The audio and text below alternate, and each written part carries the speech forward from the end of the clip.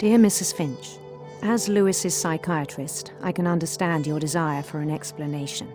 As I see it, the trouble began in January, shortly after we convinced your son to seek treatment for substance abuse. Newly sober, I believe Lewis first noticed the monotony of his daily life.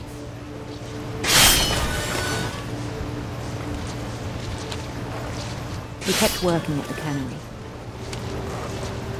but he withdrew part of himself. In our sessions, I saw the same behavior. His mind began to wander. I asked him to describe it. He said he started small, imagining a labyrinth. He'd feel his way about. Then something moved.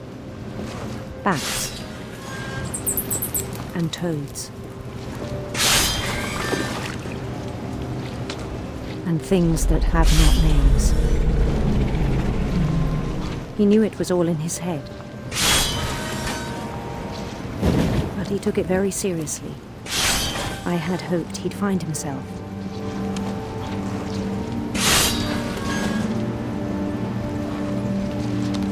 But he found something more. I worried about him then. Daydreaming at the cannery. I spoke with his boss. But he said Lewis had become a model employee. Methodical, tireless, focused. Like a whole new Lewis. So I let him go on.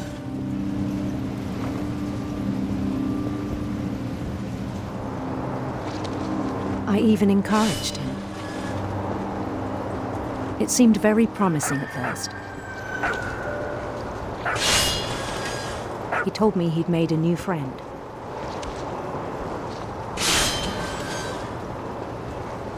On the edge of a city he named Lewis-topia.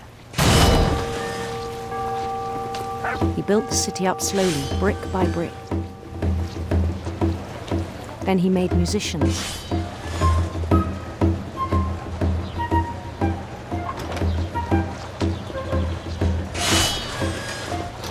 And songs for them to play. He talked about starting a band. And he was always humming something. Every day his imagination grew stronger.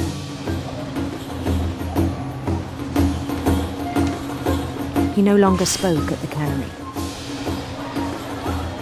But his chopping was as reliable as ever. Then one day it struck him that all the cheering crowds, even the stones under his feet, were all in his imagination, so he could do whatever he wished.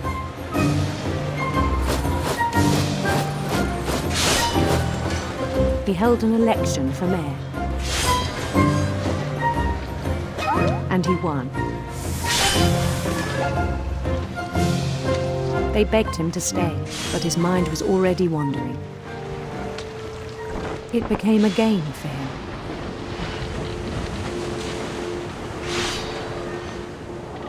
He'd conquer a city, then immediately push on. New Louisville.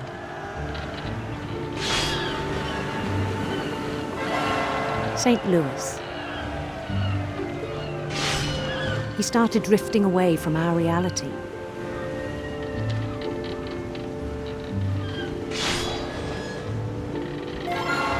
Minneapolis, until one day he forgot to go home from the cannery. Even as his mother pleaded with him, part of Lewis kept sailing on.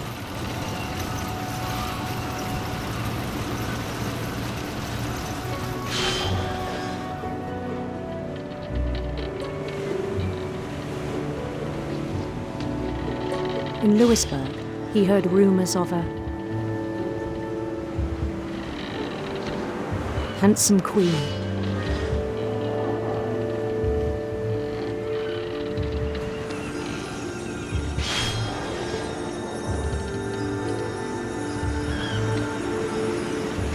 The Queen was on her own quest for sinister serpents.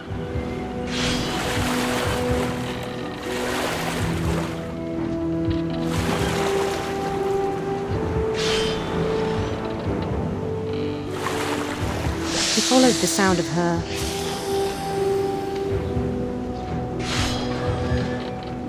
electric sitar.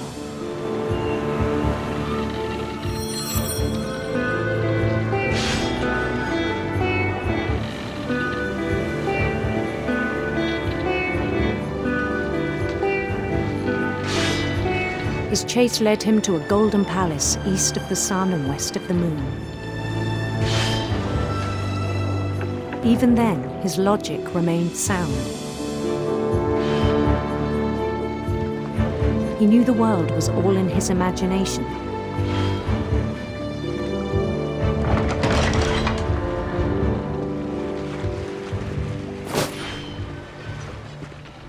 But he was so proud of having created it. In his own eyes, he'd become something greater than a king.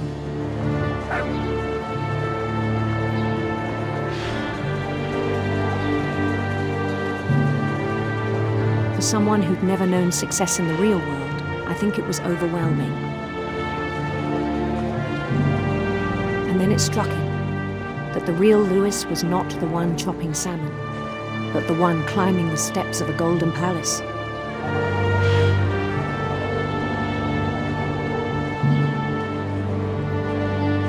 My imagination is as real as my body, he told me.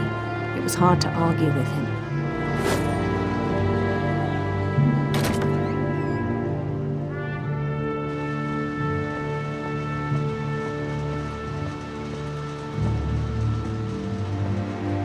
He began to forget the world we know.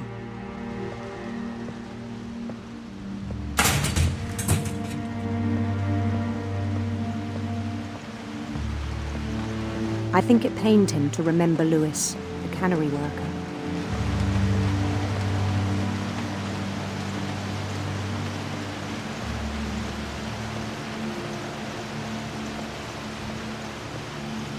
He began to despise the man with a royal contempt.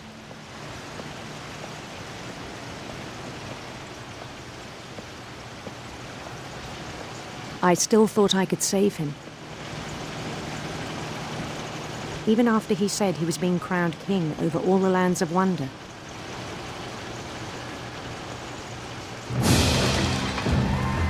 The palace would be packed with his companions.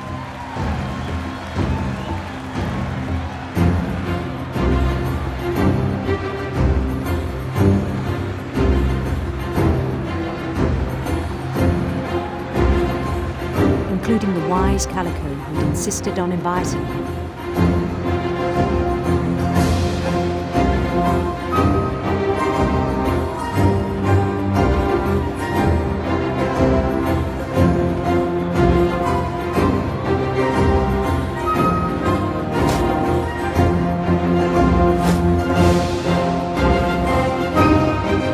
His queen waited, holding his crown.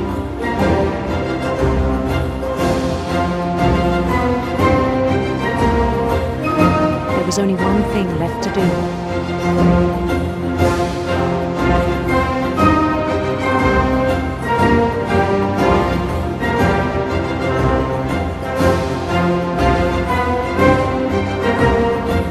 And bend down his head.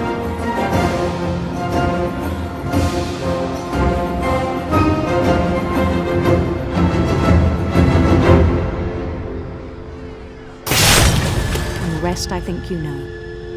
Mrs. Finch, your son was a kind man who will be missed by all of us who knew him.